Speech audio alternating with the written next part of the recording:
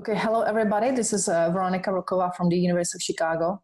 Greetings from Chicago. I would have rather liked to be instead of France right now, but unfortunately the circumstances are such that we have to do this remotely. And I really appreciate actually the organizers allowing me to zoom in and to give this talk remotely. And I really look forward to your feedback after this talk. So before further ado, I would like to introduce you to my presentation. So we'll talk about two papers. One of them is already in the pipeline, and that's co-authored by Ismael Castillo, and the paper is on multi-scale analysis of Basincard.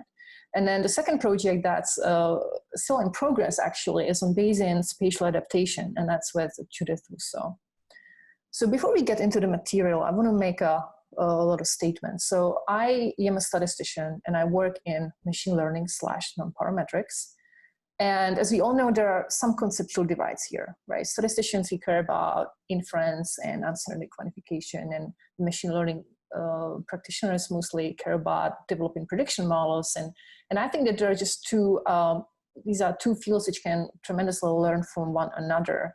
And in my work over the last few years, I've been trying to actually bridge some of these conceptual divides and bring statistical, actual inferential framework into machine learning. And I've been mostly concerned with the problem of assessing uncertainty, which is hugely important for actually deploying machine learning in practice. And a lot of practitioners don't trust machine learning methods. You know, some of these methods have been kind of overlooked almost because there is no supporting theory. So what I've been trying to do is kind of, provide some of these foundational theoretical results so that people can feel safe to use these techniques in practice.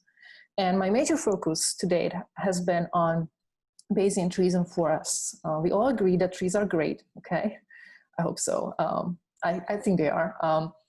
And there has been a lot of theory for trees and forests over the last, many decades, but most of the theory has been concerned with the classical frequentist version. So the Bayesian approach, on the other hand, I love Bayesian statistics, right? And what I love about it most is two things. One of them is adaptability. Okay, so that with right priors, we can actually achieve adaptation without necessarily knowing what the kind of qualitative properties of the objects we are estimating are. So adaptability is huge, right? And then the second thing, which I think is beautiful about Bayesian approach, is the availability of uncertainty quantification via posterior distributions, right? So these are all practical, very, very, very practical aspects. And it's really important, I believe, to understand how good the uncertainty quantification is from a frequentist point of view. And that's kind of where I'm getting at with this talk. So in 2017, with Stephanie van der Paas, we sort of pioneered theoretical results for Bayesian trees, Basincard and BART, which is the additive version of trees. And in the follow-up work at Ismael, we started looking into uncertainty quantification. And I've always been sort of motivated by just trying to understand, what Bayesian trees and forests can do that other machine learning methods cannot. Well, the uncertainty quantification is kind of an obvious one because being Bayesian, we obviously have a way of constructing these sets. However, understanding whether they're optimal, whether they're valid, that's another story. So in this talk, I'll actually try to convince you that being a Bayesian is actually a good thing and that you can be still actually safe from a frequentist point of view. So we'll be looking at adaptive credible bands under self-similarity, and I'll show you that it's okay to be Bayesian. And the second actually answer to that question, like when do trees work better than other methods? And when I say other methods, I'm thinking maybe Gaussian processes. Well, when there is spatial adaptation, right, kernel regression estimators may not be really locally adaptive, or the plain versions of these techniques may not be locally adaptive. So we wanted to see, it's expected that trees will work when there is spatial inhomogeneity. That's not unexpected, but we wanted to quantify that. We wanted to actually really look into spatial adaptation and to see whether we can actually obtain some nice adaptation results which are local. So the most of the theory for Bayesian machine learning or machine learning in general is predicated on some assumptions about the underlying object. When I say underlying object, I mean density or a regression function. And perhaps the most pervasive assumption is Hölder smoothness, homogeneous Hölder smoothness. And that's, you know, nice assumption, but how realistic is it? So in this work, we wanted to kind of go beyond that assumption and assume something more general, meaning the smoothness can actually vary from point to point. And we wanted to quantify how well certain methods can actually adapt or estimate these objects. And you could ask yourself that question globally or locally. So globally, you know, when we go beyond the Hölder class, you might consider something like a Bessel class, which is rich enough to encompass Hölderian functions, but it's also rich enough to encompass total variation functions or bump algebras and stuff. And these are inhomogeneous functions. So we could do that, and then we could look at some global loss where the loss function would be typically sharper than the norm of the Bessel class. And people have done that. So there's a long series of actual works on wavelet shrinkage estimators, wavelet thresholding estimators, which look at these global rates and adaptations. Instead of that, what we thought was going to be a little bit more transparent would be to look at the local adaptations. So what we will ultimately show is that Bayesian trees, I'm maybe giving it away too soon, but Bayesian trees can actually adapt to these spatially unhomogeneous functions locally at every point and do so uniformly. And we'll be looking at not L2 loss, we'll be looking at basically subnorm loss. And we believe that those kind of results are maybe not entirely unexpected, but at least were not available in the Bayesian literature. There is one very nice paper on actually density estimation using sort of adaptive histograms, where the adaptation was obtained by local, enhancement of the Lepsky's method. But other than that paper, we are not aware of any other paper which would look at local adaptation. So we believe that this could be a really important step forward. So when we think about spatial inhomogeneous functions, here is a little visual. So here I have a noisy observations of a Doppler curve, which is the following function. And we can see that there are some high frequency oscillations, some low frequency oscillations, and the frequency changes, right? So, and here I have like a Stroman example here. I've chosen the kernel regression with two bandwidths. So I don't know if you can see it clearly, but the green line is actually the function itself. And then I have two estimators, the blue line being the kernel regression estimator at a higher with a higher bandwidth, which works really very well for the low frequency parts, but it does really poorly in those high frequency parts as well it should be, right? And then if we switch it, right, if we use a little bit smaller window, we're doing really well. Like the red curve right here is doing really well for those high frequency domains, but in those low frequency, it's going to obviously overfit. So too bad, okay?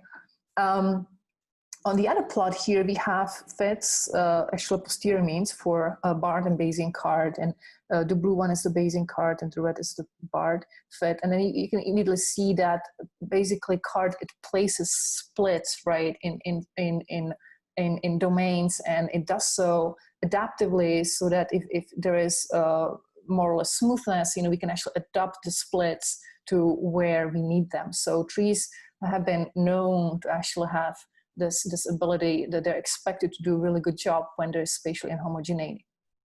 So that's what we are trying to establish here formally. In terms of spatial inhomogeneous functions, so we could think about Bessel classes, we could think about total variation classes. What we thought was going to be more sort of transparent would be to look at local or pointwise Hölder classes. So here I have actually two definitions. The first one is the classical Hölder space. Here I've actually, I used T as for smoothness and then I used alpha. So this is a typo. This should have been alpha. So alpha is kind of like the constant smoothness here. And this is the traditional definition of Hölder continuity. And when I say Hölder continuity, I'm basically referring to Hölder smooth classes where the smoothness does not exceed 1. So alpha here is somewhere between 0 and 1. And this is the traditional definition of Hölder continuity. Now, that notion has been actually extended to pointwise Hölder functions, where at local neighborhood around point x, so x would be somewhere between 0 and 1, we take a local neighborhood of size, say eta. And in that local neighborhood, the function satisfies actually this Hölder continuity with a norm L and then smoothness T.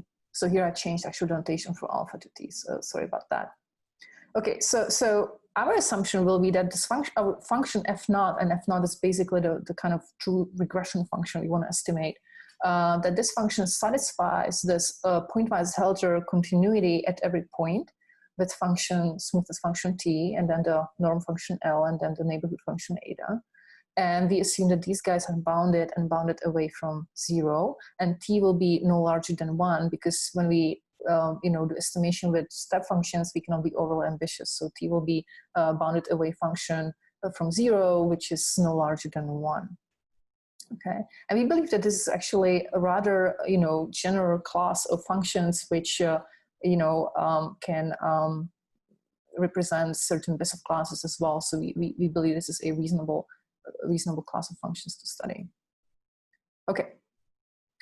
So what we will do is we will look at Basincard. We also have results for spike and slab wavelet thresholding estimators, but in this talk I'm focusing on Basincard. And I'll just make a few introduction remarks about Basincard. We all have heard this many times. We all know what card is, but I just want to alert you about the kind of differences between the classical and Bayesian. Okay, so obviously there's partitioning. Obviously there's a tree which encodes the partitioning, and then we have these bottom nodes, which are called betas, but later on I'll actually use betas for the wavelet coefficients, so please don't get too confused here with those betas. So each actually bin where you partition into boxes, each box has a bottom node coefficient, and then it establishes the average regression surface in that box. And what we do as Bayesians, we assign prior of these things. So the prior here, we can also sum these things up. I'm not going to talk about the additive version here. I'm going to talk about single trees. So Basincard prior, how does it work? We put a prior on the partition. There are multiple ways of doing so. One of the more popular versions has been the following. So we flip coins.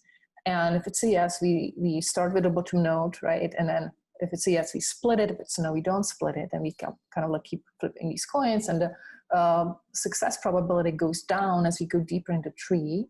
And we assume that the decay in this split probability has to be exponential in the depth. So the original implementation of this prior in the BART software, for instance, uses polynomial decay, but we found it has to be actually exponential. And it corresponds to heterogeneous Galton-Watson process prior. And then, ultimately, once we decide to split, we may pick a split point from observed values inside of the box, or we could split, actually, we could pick also a variable uniformly from the variables you want to split on, and then eventually we assign a Gaussian prior on those step heights, and then sample from posterior to obtain samples from these trees. Now I'm going to be focusing on a simplified variant of this prior, where we actually have just one covariate. I'm going to be focusing on the white noise model for now, because it's kind of clean. We do have some results actually for non-parametric regression as well, but in this talk I want to just keep things a little clean and simple, so I'll be focusing on the one-dimensional actually white noise model. And also I will be looking at dyadic trees where the split is at dyadic rational as opposed to observed value. So these can be relaxed. So we've also obtained some results for non-dyadic trees, but that doesn't change anything about the conceptual considerations. I'll just focus on these dyadic ones here. So speaking in terms of the white noise model, so we've seen that before. We are all familiar with the white noise model. So allow me to just say a few, known facts about the white noise model. So it's defined by the following stochastic differential equation. You could think of that as a continuous version of non-parametric regression, where we have function f0 that we want to estimate, and we have some noise process around it. And we project it onto basis functions, and the bases that are kind of appropriate here to study trees are step function bases, Haar wavelets. So we take these Haar wavelets, which are indexed by two numbers, L and K. L is the resolution, K is the shift. So we project the process onto these bases to obtain infinite dimensional Gaussian sequence model, which is right here. So YLK is the kind of response in that, at resolution L, shift index K, and then we have beta not LK, which is the unknown wavelet coefficient, and then we have noise around it. And it turns out that estimating beta not LK, this is an infinite dimensional sequence, is equivalent to actually estimating F naught. So we turn the function object into infinite dimensional sequence of wavelet coefficients that we want to estimate. So I'll be focusing from now on these beta not LKs. So here's a little visual which will help kind of understand the connection between wavelet shrinkage and trees. So here I've plotted a few examples of the wavelets where as the resolution go down, we can see that the wave is kind of getting a little bit more narrower and narrower. And as we go from left to right, changing the K index from 0, 1, 2, 3, from left to right, we are kind of moving the wave from left to right, right? And we have a sequence of these, and each one of these wavelets has a coefficient attached to them. So those are the beta not LKs, and we want to estimate these guys, because once we estimate them, we can reconstruct the function. Okay, so what's really beautiful about trees is that we don't necessarily have to use all of these. We can use just a subset of these coefficients. And it turns out that this actually corresponds to fitting a dyadic tree. So if we, for example, choose to use only subset of these wavelet coefficients, which are hierarchically somehow linked, that is equivalent to fitting a tree. So we kind of take advantage of that. So here's a little example. So what I mean by a tree, it will be basically just a collection of nodes, L and K, right? And here's one example. So we have L and K numbers here. So L, again, is the resolution. And then we have internal nodes in the tree and external nodes. The internal nodes, they correspond to wavelets, and the external nodes correspond to intervals. So here would be an example of a tree, which does basically partitioning of interval 0, 1 into bins. And that's what trees do, right? And these are the bins, and each bin corresponds to the terminal node of the tree. And each internal node corresponds to a wavelet. So here is the correspondence, right? So we can think about trees in terms of the bottom nodes and intervals, and that will be completely fine. But we want to kind of like turn it into wavelet shrinkage problem and think about more the internal nodes and wavelets. So that's kind of the perspective we are taking here, even though there is one-to-one correspondence. So we'll be basically looking at estimating these beta LKs, which are the wavelet internal coefficients, which will be kind of equivalent to estimating the bottom nodes, right? So instead of assigning a prior on the bottom nodes, we'll be actually more assigning a prior on those internal node coefficients. And again, there is a one-to-one correspondence. I'm just trying to make a connection here. Trees do histogram reconstruction, where we basically fit a step function. The step function is driven by intervals I, L, K, right? So we have indicators for each interval, and these are the intervals of the partition. And then each bottom node, each interval is going to have a step height, beta LK tilde. I'm using the tilde for the bottom nodes, and I'm not using the tilde for the internal nodes. So the internal nodes are blue, the external nodes are red. So that's kind of the trick that I've been using in these slides. Okay, so that's the classical tree reconstruction. But you can think of that also as in terms of wavelets, where we have basically, instead of the indicators for the bottom node intervals, we have the wavelets, and instead of the external node coefficients, we have the internal node coefficients.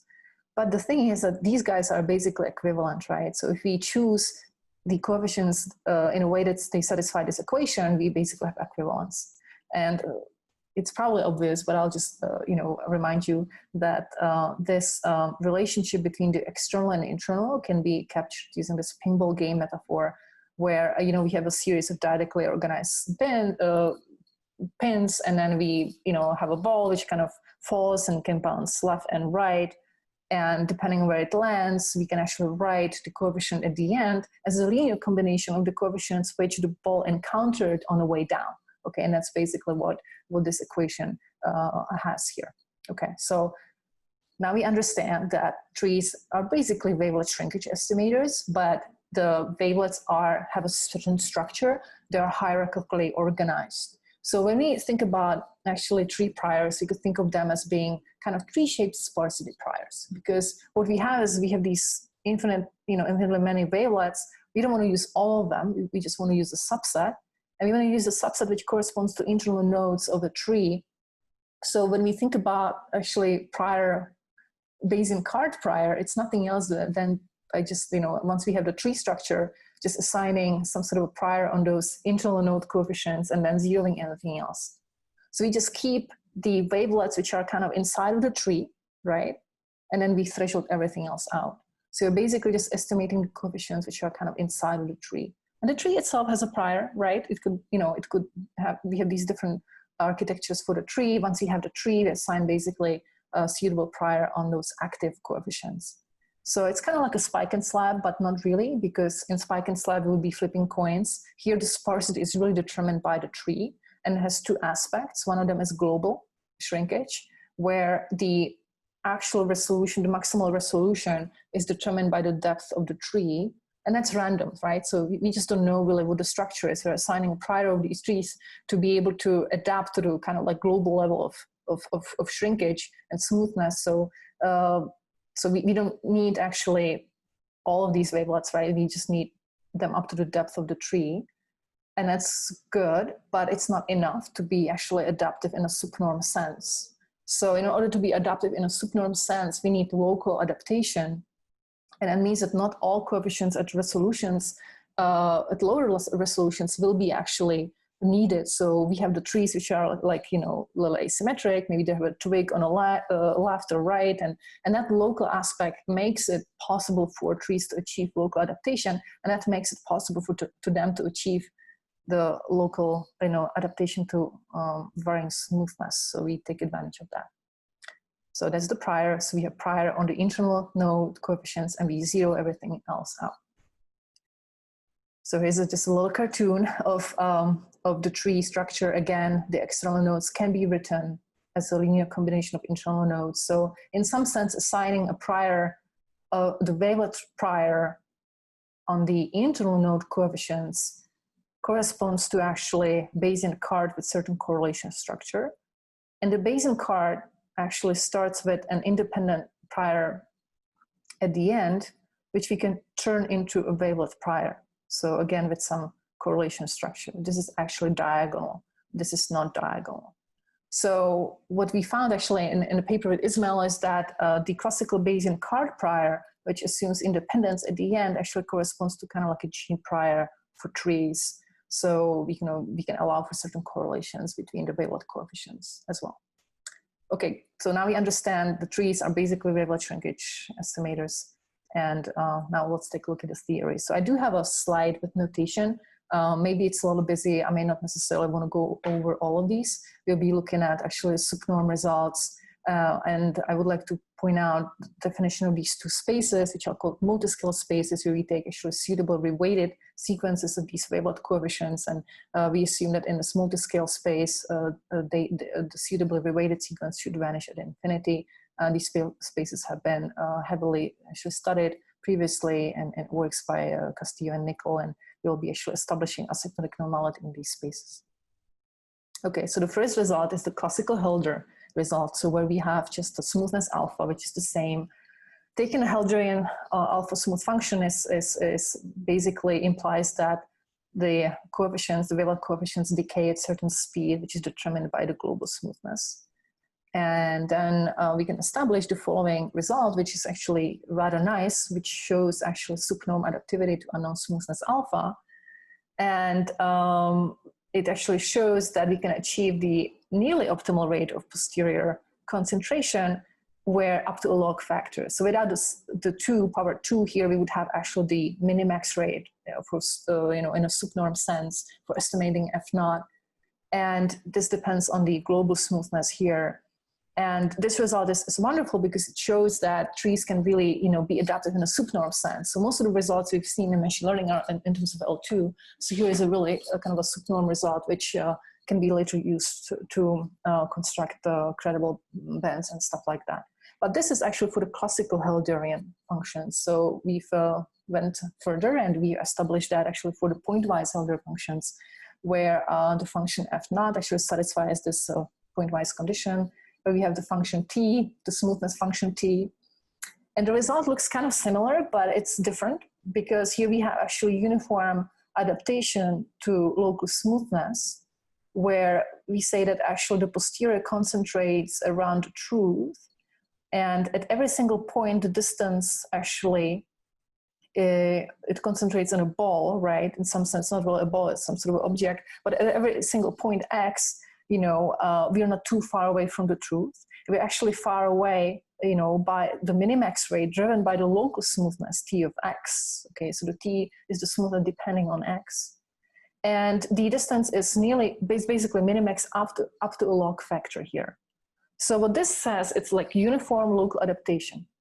Uniform adaptation to local smoothness. And this is actual result which we have not seen in any Bayesian literature before. And we believe that this is a kind of a promising result to establishing, some of these properties for other techniques, for other machine learning methods as well.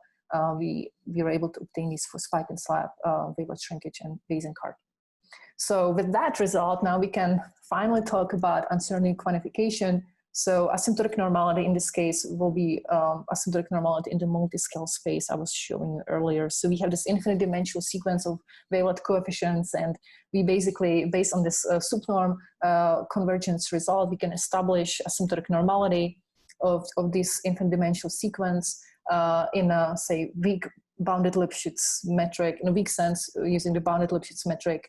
And this basically means that the coefficients are asymptotically normal. And we can use this statement to construct credible intervals. So I have actually two ways of doing that. So the first one is kind of natural. It follows from some known theory that appeared earlier in a paper by Castillo and Nicholas. So we can actually construct the credible bands, which may not be necessarily optimal. We can construct them in the following way. So we take the observed sequence and we take the multi-scale ball around that observed sequence, and we choose the radius in a way such that this set is actually a credible set. So we take gamma to be, say, 5%, and we choose Rn such that this ball has the posterior probability of 1 minus gamma. And it turns out, from the asymptotic normality result that I just showed you on the previous slide, it turns out this will be actually a confidence set. So that's great. So that means that we can, be Bayesian and frequentist at the same time. Now, the question is, well, is this going to be the smallest set that we can get? So in some sense, in order for the uncertainty quantification to be meaningful, we want those sets to shrink as fast as possible.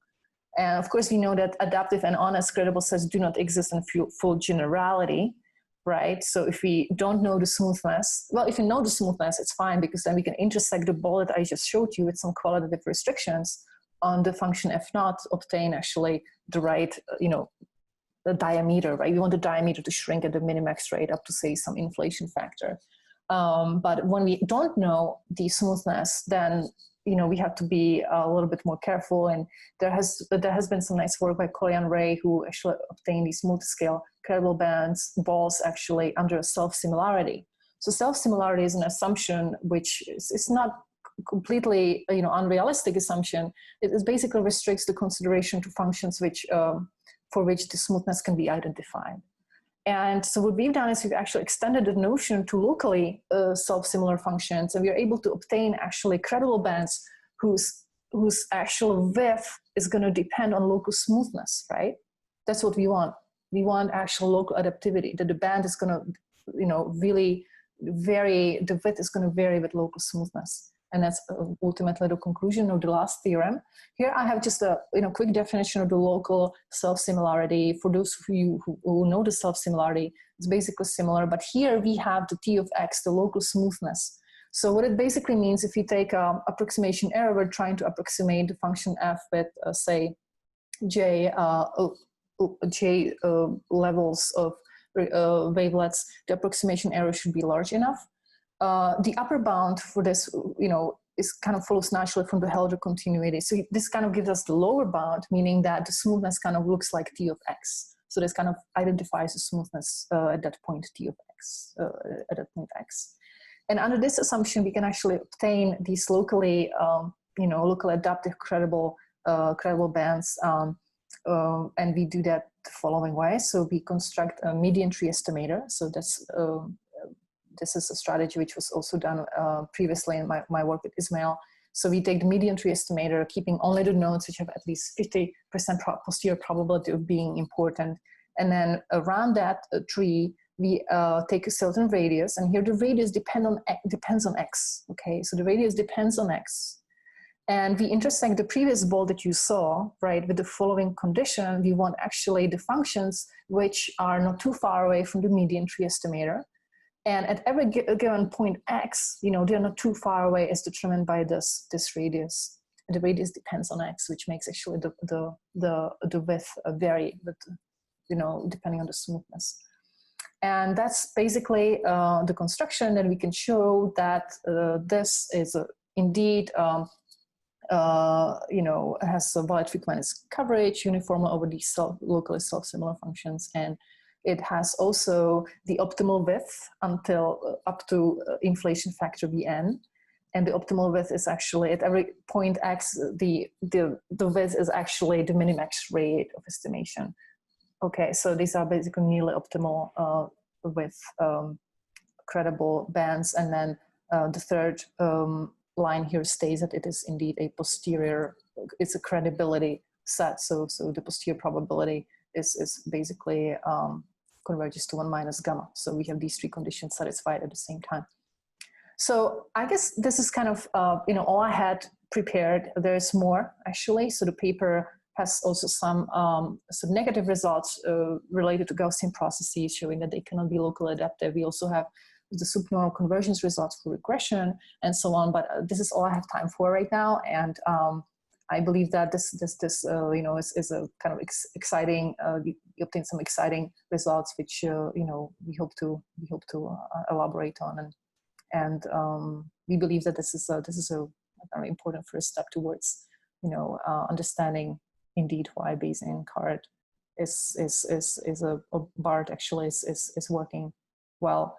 And here is just a bunch of references that are related to this work. So the paper with Judith is still under construction, and you can peruse through the rest of the work. And with that, I would like to thank you all for your attention. So thank you so much, and hope you're all doing well and safe.